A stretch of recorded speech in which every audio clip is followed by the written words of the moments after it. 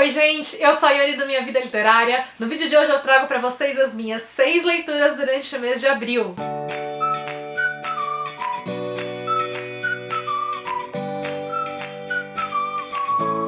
Comecei o mês com uma leitura fofurinha e que eu já comentei aqui no canal pra vocês, Uma Luz no Outono, que é o último livro da série da Carrie Elkes, das Irmãs Shakespeare. Tem um vídeo já aqui falando 5 motivos pra você ler a série inteira. Como eu mencionei, esse aqui é o último volume, ele traz a história da Juliet, que é a segunda das irmãs, e a Juliet é aquela que já foi casada, que ela tem uma filha de 6, 7 anos, e agora ela tá passando pelo processo de divórcio, que não tá sendo nem um pouco fácil, e aí um novo vizinho se muda para a casa ao lado, é um pai solteiro. Eles começam a ter uma amizade que vai ajudando muito ali tudo aquilo que ela tá vivendo, mas também vai nascendo algo além dessa amizade, mas ela não pode se permitir viver algo justamente agora por conta de todo esse processo difícil que ela tá passando, porque isso pode prejudicá-la ali no processo do divórcio. Como nos demais livros da série, esse aqui tem uma escrita que é muito leve, que é muito gostosa, é uma narrativa em terceira pessoa, então a gente acompanha a perspectiva dos dois personagens que formam esse casal. Comentei no vídeo de 5 motivos que enquanto nos 2 primeiros livros, que são protagonizados pelas irmãs mais novas, a gente tem aquele romance mais explosivo, aquele romance que segue o estilo cão e gato. Nos 2 últimos livros com as personagens mais velhas, a gente tem histórias mais pé no chão, um romance que parece aqui com uma cara mais amadurecida. E eu acho que no caso da Juliet a gente tem isso ainda mais ressaltado, né, do que no livro anterior. Eu gostei demais de ver o desenvolvimento do romance que tá presente aqui. Ele é menos hot do que nos outros livros, não que essa seja uma série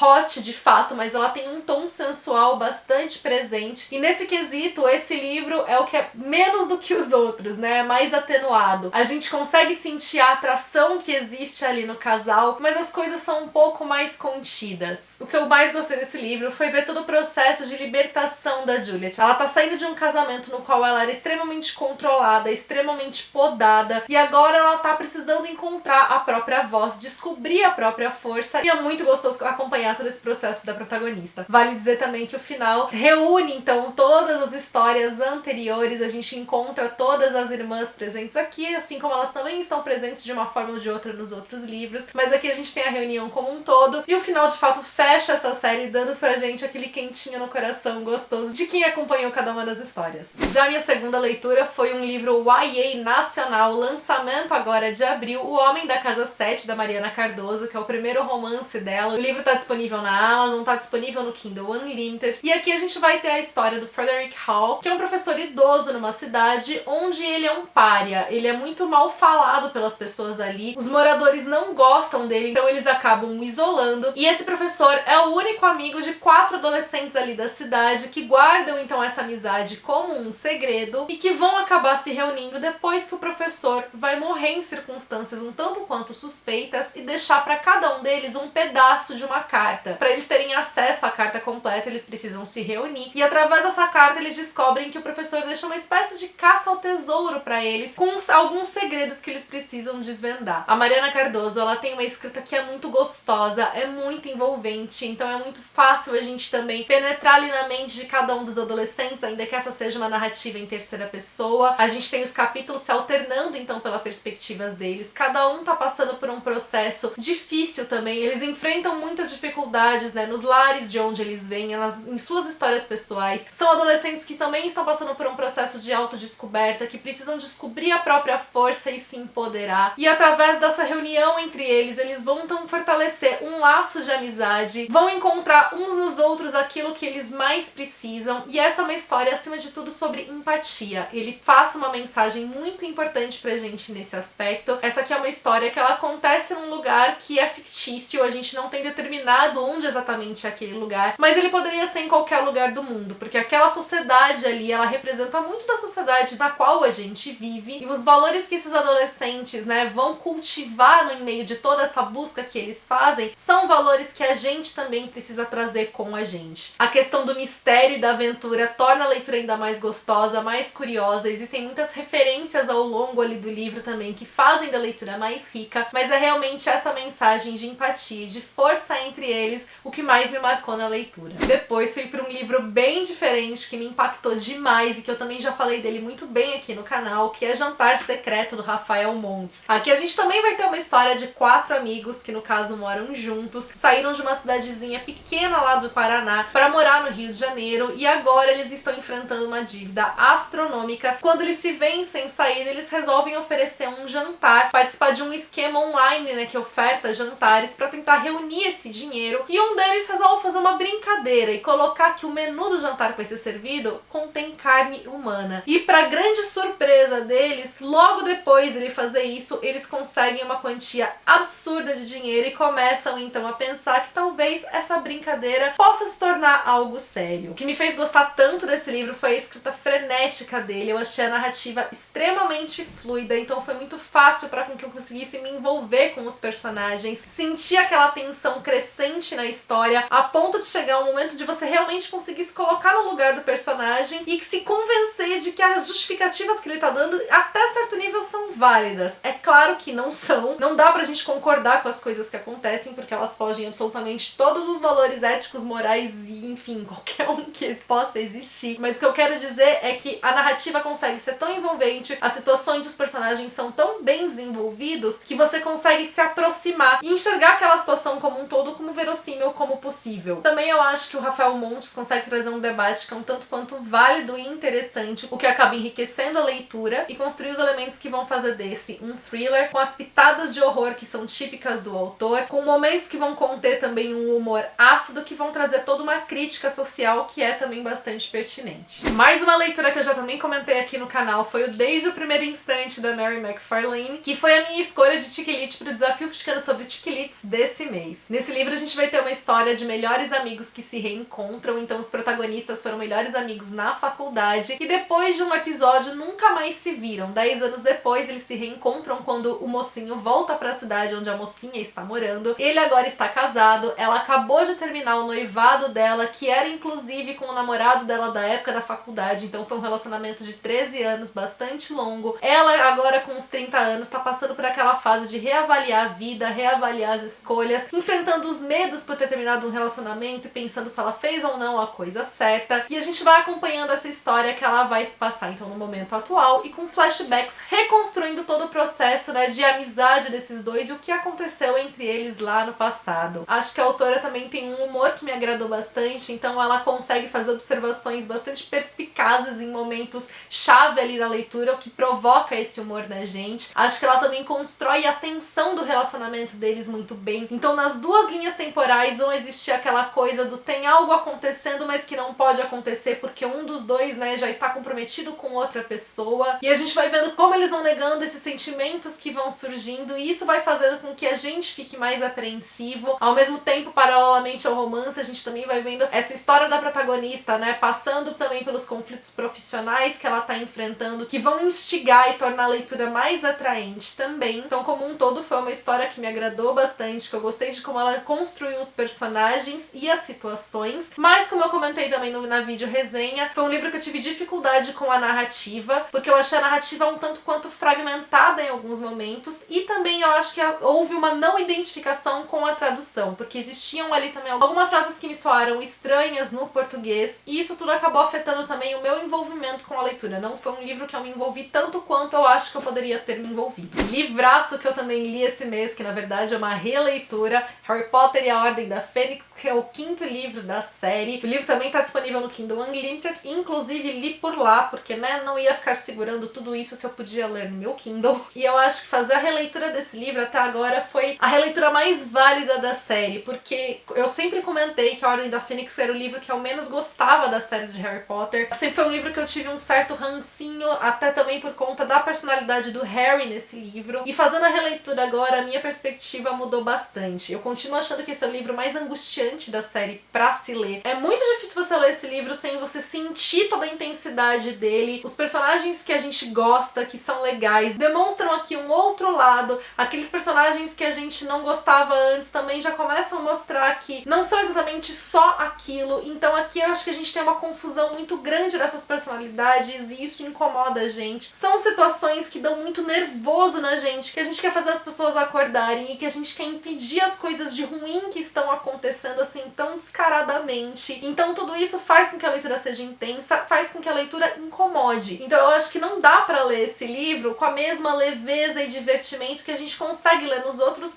mesmo que os outros, por exemplo, como no anterior, já comece a demonstrar o lado sombrio. Aqui aquilo que era sombrio já se consolidou com certeza, e eu acho que esse livro acaba sendo um dos piores nesse sentido, se não o pior da série nesse caso, né? Porque depois, mesmo com todas as dificuldades, há também um abrandamento por outros pontos que eu deixo pra falar depois. De qualquer maneira, por mais que esse ainda seja o livro mais angustiante pra mim, hoje eu consegui enxergar toda a complexidade dele, todo esse detalhamento na construção de personagens, de narrativa, a complexidade do enredo. Então, por mais que esse continue não sendo meu livro favorito da série e nem esteja no meu top 3, eu acho que ele é um dos livros mais bem construídos da série Harry Potter como um todo. E aí, pra fechar o mês, li um livro também que não teve nada de leve, que foi Viva pra Contar, da Lisa Gardner, outro tijolão que eu também li pelo Kindle Unlimited, e esse livro tava me aguardando aqui na estante há muitos anos. Esse aqui é o 4º livro da série da D.D. Warren. Novo Conceito publicou, além desse, outros 2 títulos, que é o Esconda-se, que é o 2º volume, e o Sangue na Neve, que é o 5º volume. E vale dizer que dá pra ler os livros fora de ordem. Eu li na ordem completamente errada. Eu comecei pelo 5º, fui pro 2º e só agora que eu li o 4º. Os casos são independentes, então você consegue acompanhar por conta disso. O que a gente tem aqui, né, de sequência é a evolução da vida da D.D. Warren, que é a sargento protagonista. Mas mesmo assim, ela sempre divide o protagonismo com outras personagens que são aquelas que fazem parte do caso que está sendo investigado. Então nesse livro daqui, a gente tem como protagonistas 3 mulheres. A D.D. Warren, que está investigando, a Danielle, que é uma enfermeira psiquiátrica, que ela tem um passado um tanto quanto conturbado, porque ela é a única sobrevivente de uma tragédia familiar. O pai dela matou a esposa e os 2 irmãos dela, e só não a matou, e ela convive até hoje com a pergunta de por que o pai dela só poupou a ela. E a terceira personagem é a Victoria, que é a mãe de um garoto que tem problemas psiquiátricos e que ela enfrenta toda uma dificuldade em relação a isso. E essas 3 histórias vão acabar se interligando quando vão acontecer 2 novas chacinas familiares, bem ao estilo do que aconteceu na vida da Danielle no passado, e a D.D. Warren que vai investigar esses casos então. Falando em termos de thriller policial, eu acho que esse livro cumpre muito bem com a proposta dele. A escrita dele é extremamente ágil e envolvente. É aquele livro que te pega assim desde a primeira página, porque a Lisa Gardner sabe colocar frases de impacto, ela sabe como criar tensão, ela sabe como descrever as cenas de maneira de que a gente consiga se inserir naquilo que está sendo contado. Ela consegue criar conexão emocional com as personagens. Então tanto a Victoria quanto a Danielle, elas vão ter perspectivas em primeira pessoa. Só a narrativa da D.D. Warren, que é em terceira, então acaba sendo mais afastada, mais objetiva, o que tem muito a ver também com a própria personagem e o papel que ela desempenha na narrativa como um todo, porque ela é essa pessoa que tá analisando tudo de uma maneira mais fria, mais objetiva. Então eu acho que com isso a gente consegue entrar muito fácil na história, que a gente consegue se sentir instigado por cada uma das pistas. Todas elas vão conduzir para um final que pra mim foi surpreendente, que tem suas reviravoltas, e é surpreendente porque eu acho que ela consegue manter o mistério até o final do livro. É aquele livro que você consegue entrar na história e que você vai pensando nas várias possibilidades. Então, enfim, eu acho que como thriller policial ele funciona muito bem, e o que eu mais gostei nele não foi nem tanto pelo fato dele ter me entregado uma história nesse sentido, que é algo que eu gosto do gênero, mas foi também pela temática que ele discutiu. A gente tá falando de um livro que vai trazer como tema central transtornos psiquiátricos em crianças. Ele demonstra todas as dificuldades nesse sentido, porque ele vai falar o quanto os tratamentos são escassos, vai demonstrar o quanto é difícil para os pais que estão envolvidos, demonstra o ponto de vista das crianças, o como que é então para elas que estão passando, o que está acontecendo ali com elas. Então eu acho que é um tema extremamente pertinente, que foi demonstrado de uma maneira bastante sensível e também faz com que o livro seja um tanto quanto forte. Eu acho que ele tem passagens aqui que são bem pesadas, até porque a gente tá falando de acontecimentos que envolvem crianças. Então assim, não é aquele livro pra você ler assim tranquilamente e tal. Ele vai te dar uns soquinhos aí, vai exigir que você tenha um estômago pra encarar algumas das cenas que estão aqui, mas sem dúvida alguma foi um dos melhores thrillers que eu já li no gênero, um dos melhores livros que eu li esse ano. Conta pra mim aqui nos comentários os livros que vocês leram nesse mês. Também não deixem de me contar desses que eu li, quais vocês já leram, quais vocês se interessaram. Sempre importante também deixar sua curtida, porque isso ajuda muito na divulgação do meu trabalho. Pra quem é novo, seja bem-vindo. Já aproveita, se inscreve e ativa o sininho pra não perder nenhuma notificação. E me acompanha também nas demais redes sociais, que a gente tem um contato mais próximo por lá. Beijos a todos, até o próximo vídeo.